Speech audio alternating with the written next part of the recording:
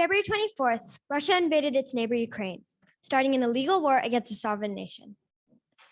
As we all sit here today, feeling safe and comfortable, the Ukrainian people are fighting for their lives and the very survival of their country, facing an onslaught of Russian rockets, bombs, and bullets, and the death and destruction that comes with them. We've all seen images on TV, but let me remind you some of them today. Here's a woman that's been injured in the attack. You can see the shock and delusion on her face. Here's a building that's been destroyed by a Russian missile. Imagine if you were in this building. The attack is forcing people to flee their homes, flee their country, and live with extreme grief. We all have been watching this happen, like a slow motion train wreck.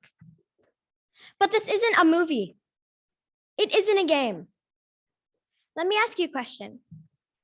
What are you doing to help the people in Ukraine? Some will say the situation is complicated. These two countries have history, and at one point, were together part of the Soviet Union. But over 30 years ago, Ukraine became independent and has thrived since then as a free nation. Increasingly, Ukraine has grown closer to Europe, embracing the liberal values of the West and the freedom and economic promise that offers their people. This love of freedom, democracy, and hope, that is what is under attack right now in this war. I say what's happening now is really quite simple. One man is pursuing this attack. This man.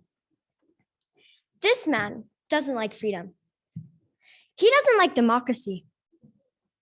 What does he like then? He likes power. He likes control. And he likes those things so much that he's fine with doing whatever it takes to maintain them. And he has in the past and continues to kill a lot of people for this purpose, proving it again and again. I'm just a kid. So what do I know? I know this man is a bully.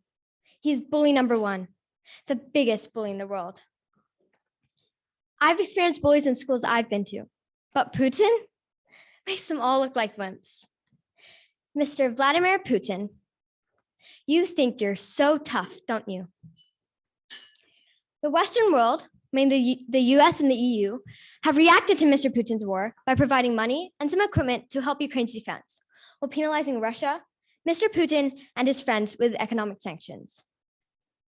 While these may be helpful, they don't seem to matter much for the Ukrainian people who are today facing the barrel of a really big gun.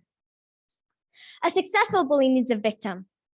Ukraine is trying to stand up for itself, but it is outmanned and outarmed.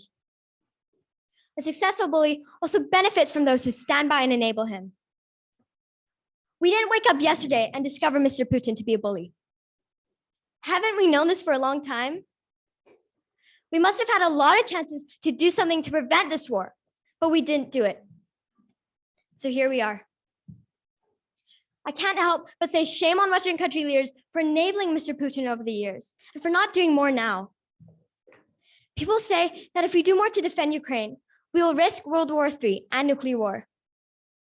Well, if that's the case, we should have done something differently before, because what is happening now is just unacceptable.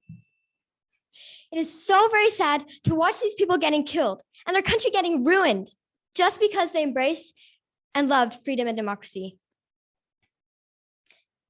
Is it really the case that we can't do any more? Again, I'm just a kid. So what do I know? I know that just seems wrong. But of course, most of all, shame on Mr. Putin for caring more about power and control than the own sanctity of life. He'll call his move strategic for Russia, despite most Russian people being against the war. When it comes down to it, Mr. Putin is in this for himself and his own perverse image of what Russia should be, despite how not strategic that is. History, however, has a way of catching up with bully dictators who do terrible things like Mr. Putin. And while he tries to control what the Russian people think, I believe that the Russian people aren't in for this or for him. Let us hope and let us pray That becomes his biggest problem. I'm just a kid. So what could I possibly know? I know that if I speak, you speak, we speak. We can make our voices louder. And if I do, you do, we do. We can make a difference in the lives of the people in Ukraine. Thank you.